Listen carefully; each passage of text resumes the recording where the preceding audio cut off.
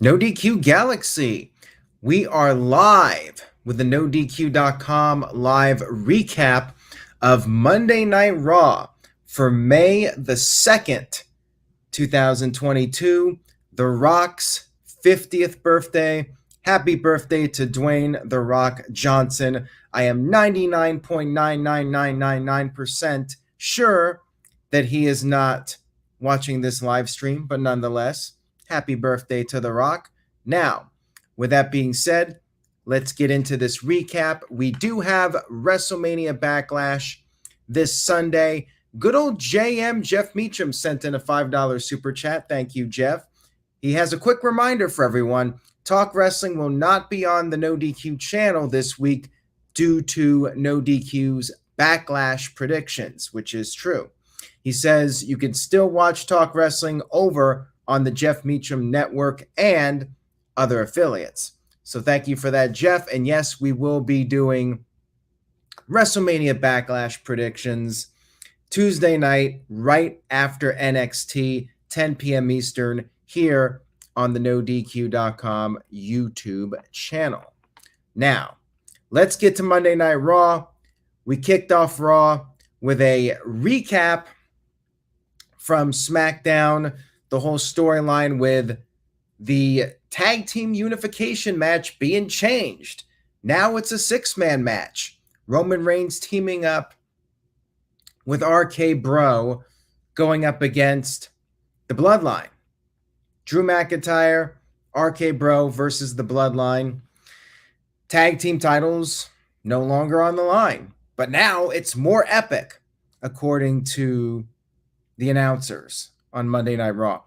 Anyways, your usual opening here with Roman Reigns. Paul Heyman talked a little bit, and then Roman Reigns did the whole acknowledge him line. Then we had RK Bro out of nowhere. Orton and Riddle hitting RKOs to the Usos. And then Drew McIntyre showed up with Angela, but he did leave Angela in the ring. Or outside of the ring, I should say. He got in the ring. Him and Reigns brawled. The Usos attacked McIntyre, but then RK Bro returned, and it was a total brawl. Everybody fighting. Referees ran down and finally broke things up. Segment was okay, but pretty much just filler in my opinion. They finally got Roman Reigns on Raw, so I guess that's a positive. And they'll tease that this Sunday it's going to be even more crazy. And on SmackDown, all six guys are apparently going to be in the building. You might see more craziness there as well. Earlier in the show, footage was shot where Ezekiel met up with the Street Profits and they gave him a drink, and we had the Alpha Academy show up. Gable said the drinking on the job is pathetic. Kevin Owens was there too, started calling Zeke a liar again, and Gable said that the lie detector test can be tricked. So the Profits said, well, let's just settle things in the ring, six-man tag team match, and that's what we had. We had the match. Street Profits had the early advantage in this one. The good guys hit a triple drop kick to Otis. They sent him out of the ring, but then Otis got all fired up. He got control during the commercial break, and then Ford tagged in Ezekiel. Ezekiel went after Kevin Owens, but then Owens escaped to the outside. Owens tripped Ezekiel when the referee wasn't looking, and then Chad Gable took advantage of the situation and pinned Ezekiel with a cradle. So Chad Gable gets a win on Raw. How about that? I'm all for it. I'm loving the new Chad Gable gimmick. I have been. I'm glad that he is not completely an enhancement guy at this stage of the game. Walter Cruz with a $2 super chat says, say yes to NoDQ and spread the word. Yes, thank you for that, Walter Cruz. I very much appreciate that. We had AJ Styles being interviewed backstage, and he proposed an idea that if he beats Damian Priest on Raw, Damian Priest is banned from ringside this Sunday at WrestleMania Backlash. We then had a recap of the Sonya Deville and Bianca Belair match from last week, and Sonya was talking with Pierce, and Pierce said that the upper management, they want to see her compete with no power. So a 6-woman tag team match was made for the main event, with Sonya Deville teaming up with Becky Lynch and Rhea Ripley against Liv Morgan, the returning Asuka, and the women's champion Bianca Belair. We'll get to that in just a few minutes. We had Veer Mahan coming once again, and he arrived. He picked up a win over a very young and maybe more guts than brains type of personality. This young enhancement talent said he was there in Greensboro, North Carolina to compete in his hometown, and he did get one shot in. He got an elbow in, and that just made Veer Mahan even angrier and angrier, and Veer came very hard, and he quickly won the match with his usual moves. And then afterwards, the typical stuff with Veer continuing to beat down the guy after the match was over. We then had Edge and Damian Priest come to the ring for a promo. Edge said that the people, they just don't respect him anymore. And they actually despise him, which he says is fine because they are a bunch of lemons. And he said that AJ should not be a lemon. AJ should smarten up and stay away from WrestleMania Backlash, because if he shows up, there is going to be pain and judgment. Crowd gave Edge the what treatment. They were saying what. So Edge just started playing up on it, told them to bring it. He got all intense. And then AJ Styles showed up. AJ's shoulder was taped up. And we had this match. Priest got the early upper hand, and Styles came over the top with a forearm. But then Priest was able to recover from that, and he threw Styles shoulder first into the post, continued to work over Styles. Priest at one point kicked Styles in the shoulder to once again gain control of the match. And then Styles went for a phenomenal forearm, glanced over at Edge, was momentarily distracted. Priest caught him, hit the south of heaven, but there was a kick out. And then Styles got the calf crusher on. Edge quickly got on the apron, and then Styles was somehow, despite Edge's interference, was able to roll up Priest, and he scored the 1-2-3 victory. So despite Edge's interference and presence, AJ Styles picked up a win over Damian Priest. Match was pretty good here. Edge immediately attacked Priest afterwards and told Priest to attack the shoulder. And they were on the verge of finishing off Styles. Edge had grabbed a couple of chairs, but then we had Finn Balor run down to make the save, and we had a little, I guess, Bullet Club reunion between AJ Styles and Finn Balor.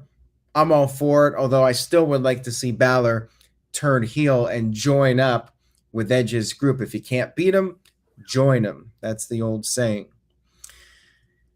Backstage, Cedric Alexander was chatting it up with MVP, trying to get in good standing with MVP again, but MVP really was not interested. However, Cedric was doing his darndest to try and win over MVP. Said that Shelton Benjamin was not there, but he wants to show MVP what he can do. And MVP was interested, but only if Alexander could beat Bobby Lashley in a match. Next up, we had Miz TV. Miz wanted Mustafa Ali to explain himself regarding last week. So Ali came to the ring. He was having some issues with his music, some issues with his microphone. And Miz said he'll get it fixed. He started mocking Ali, calling him Moosed, and talked about how fans forgot about Ali during his hiatus from WWE, and said maybe Ali should not go to Twitter and complain about things. Ali said his only complaint is that Miz still works for WWE. Ali said that when Miz is unheard, he goes to management and complains. Ali said when he's unheard, he just goes to the fans because their opinion matters the most. He then gave Miz the mic, which was the bad mic that wasn't working properly, and Miz was very upset about this, and Miz will live to regret it.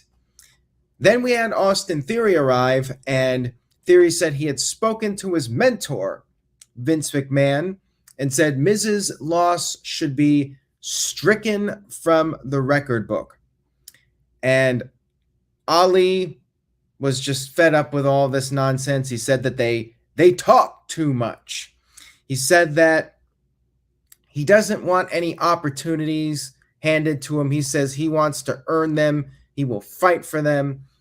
And Theory said that he did speak to his mentor, Vince McMahon, and Ali will be in a contenders match, and said that Ali will not be able to handle the heat. Ali said he can, in fact, handle the heat, which I guess is a little backstage reference. And then Theory revealed that it will actually be a handicap match with him and The Miz going up against Ali. So we had the match. Caleb Jacobs sent in a $2.91 super chat. Thank you for that. Says Priest should be the IC champion next. Well, he's going to have to go over to SmackDown to do that unless they swap the titles in the draft later this year. Psycho Jet Black sent in a $2 super chat. Thank you. Says, say yes to NoDQ and say no to Ricochet.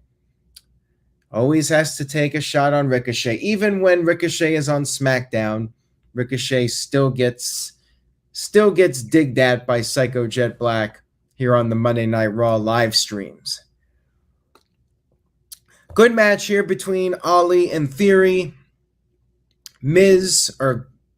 Between Ali versus Theory and The Miz, I should say. Miz was holding up the ropes, which led to Ali being sent to the outside of the ring.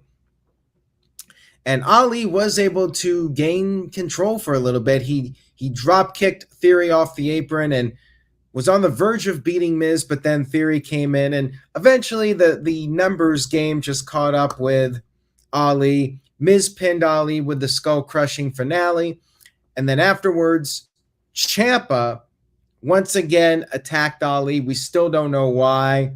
And again, they pretty much cut away from it right after it happened. So maybe next week we find out what's going on with these guys. Mr. Anderson with a $5 super chat. Thank you for that. Says, Vince McMahon doesn't give all his walking papers. Tells Ali, I have a better idea. You can return on Raw and lose matches and get attacked by Ciampa. Shaking my head. We'll see how it plays out. I mean, maybe they will have an interesting storyline that will get a pay-per-view payoff.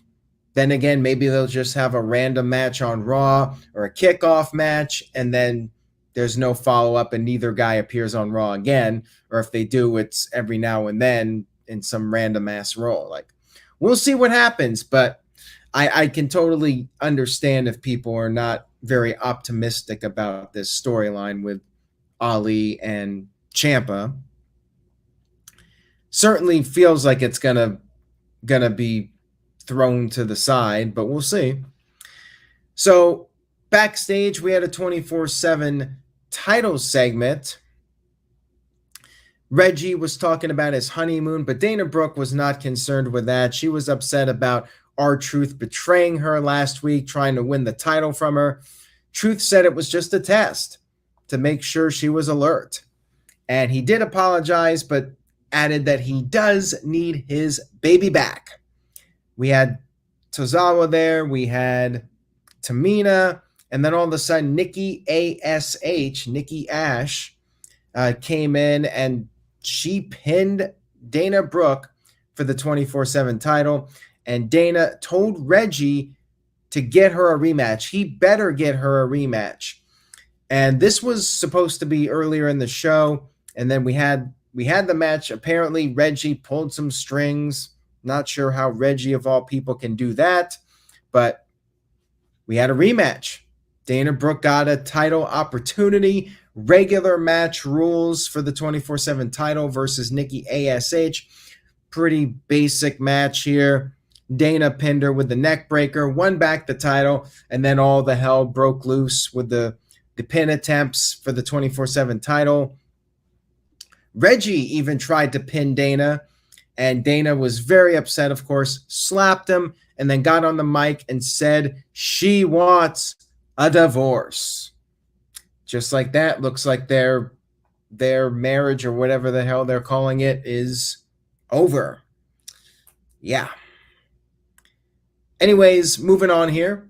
Becky Lynch, kind of backstage promo, talked about how she left. She told Asuka to be a warrior, but instead, when she came back, Asuka ran away. And then when Becky was down on her luck, that's when Asuka decided to come back, said her comeback is going to start by ending Asuka once and for all. We then had Seth Rollins come to the ring for Seth Rollins Appreciation Night. He said instead of celebrating Randy Orton, they should be celebrating him. He had a spotlight put on him. Somewhere Dave Bautista is shouting out trademark infringement. Crowd was humming Rollins' song. They were chanting Cody. And Rollins said Cody tried to steal his spotlight, but he, Seth freaking Rollins, is the spotlight. He said he is the standard bearer in the industry. Crowd was chanting, "We want Cody." Rollins said he had a little highlight reel put together, but then all of a sudden, Cody interrupted. Got a big reaction, of course. Came down to the ring, and Cody did congratulate Rollins for his accomplishments, says, no doubt Rollins has had a great career, but Rollins is unraveling. And Cody said that Rollins has become delusional. Rollins said the only person who's delusional is Cody. And that's when Rollins made it personal. He brought up the American Dream, Dusty Rhodes, how Dusty was an egomaniac, just like Cody.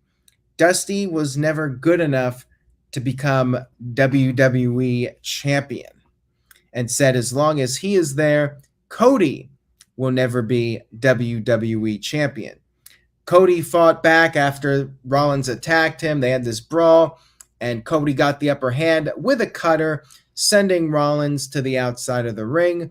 Cody picking up some momentum heading into WrestleMania Backlash.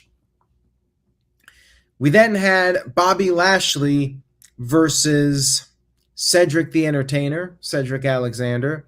Lashley had a little updated intro, same music, but a new video that played before he came to the ring.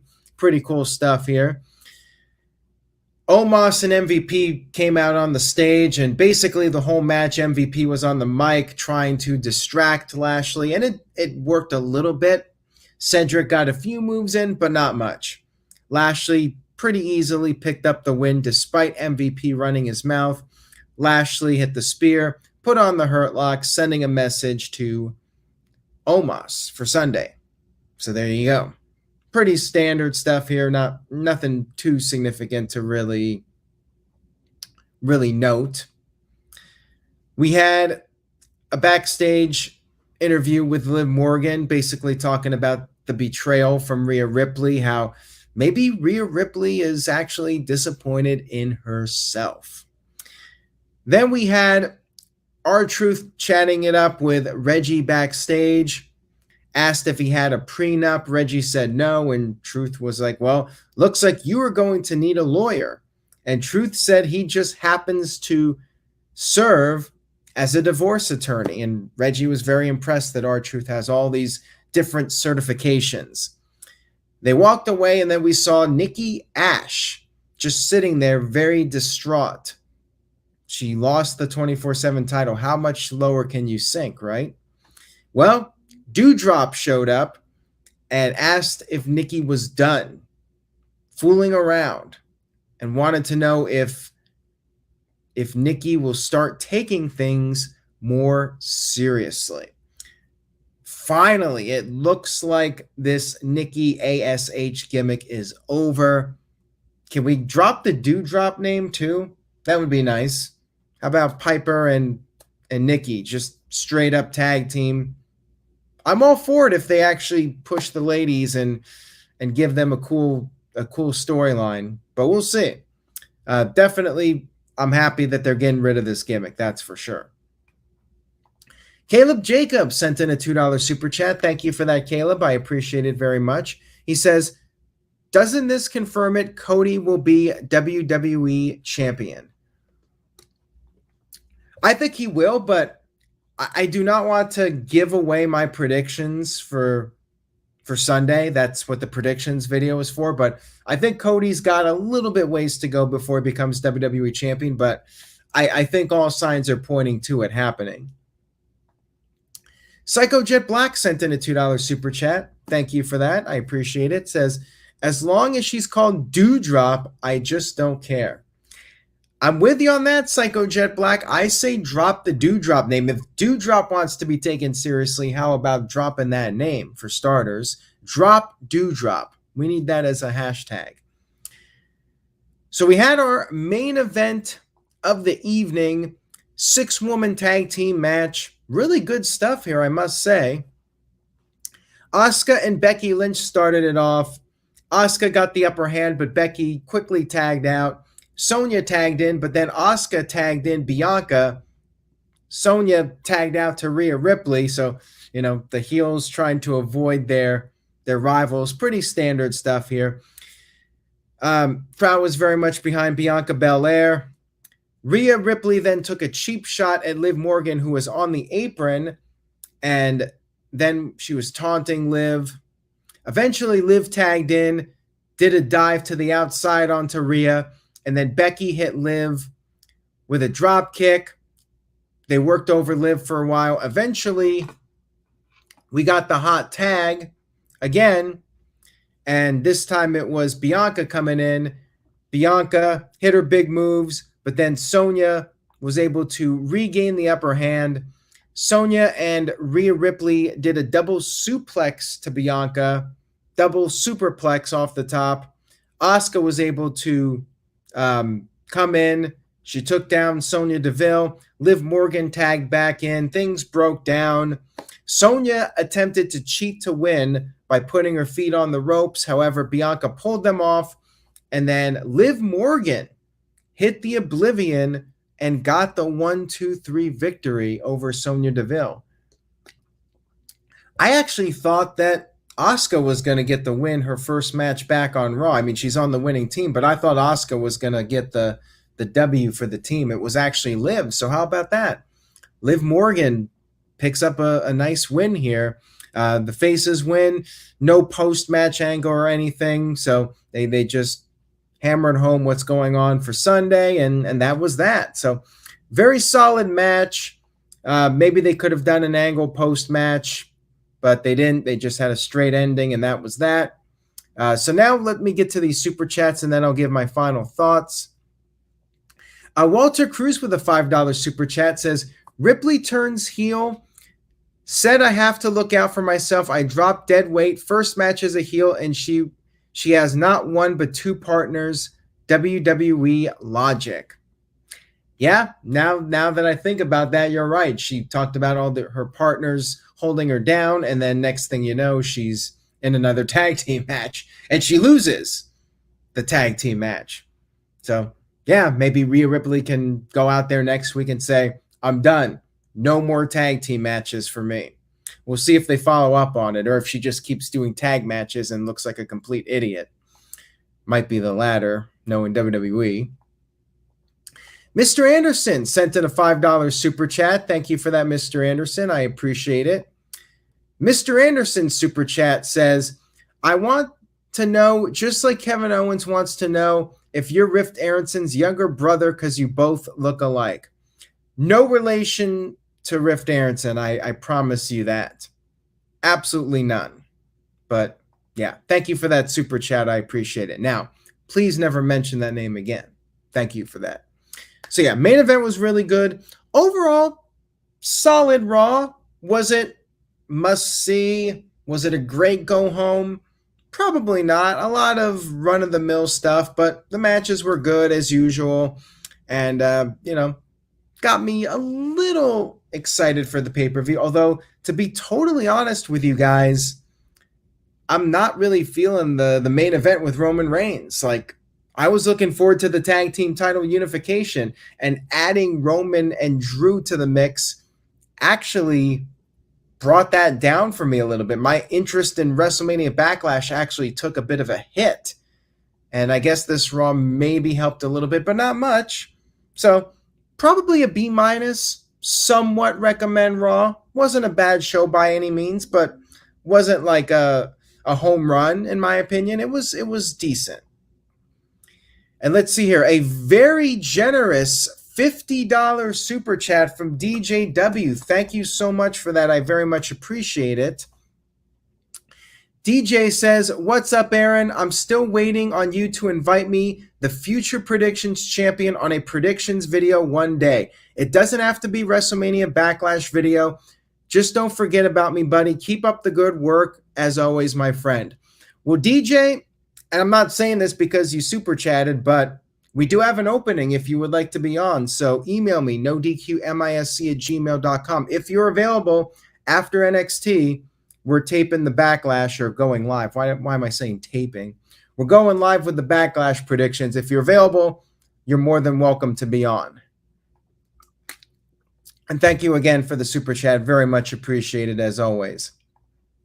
Psycho Jet Black sent in a $2 super chat. Thank you, Psycho Jet Black. Says, I can't wait for Balor to turn heel on Styles. I would not hold my breath on that one, but if it happens, I think it would be awesome. I would love to see it happen, but I'm not going to get my hopes up on that one. I just don't have enough faith that they'll actually go through with it. But I think it would be really cool if that happened and Finn Balor joined up with Edge and Damian Priest. I would like that a lot. And get Rhea Ripley. Although the thing is now with Rhea Ripley talking about being on a team that holds her back, although if she's part of a group with guys, she's technically going to be doing singles matches unless they do mixed tag. But yeah, I still want to see Rhea Ripley with Judgment Day. And of course, same thing with Finn Balor. So anyways, guys, I hope you enjoyed the video. Next up on the lineup, we got the predictions video for WrestleMania Backlash. That will be after NXT, right after the show ends at 10 Eastern. Thank you guys so much for tuning in tonight. I hope you enjoyed the video, and if you did, please give it a like, share a link to this video on social media, tell a friend. Anything you can do is very much appreciated. Take care, everybody. Have a great night, and you know the drill by now. As always, remember to say yes to NoDQ.com. See you guys next time.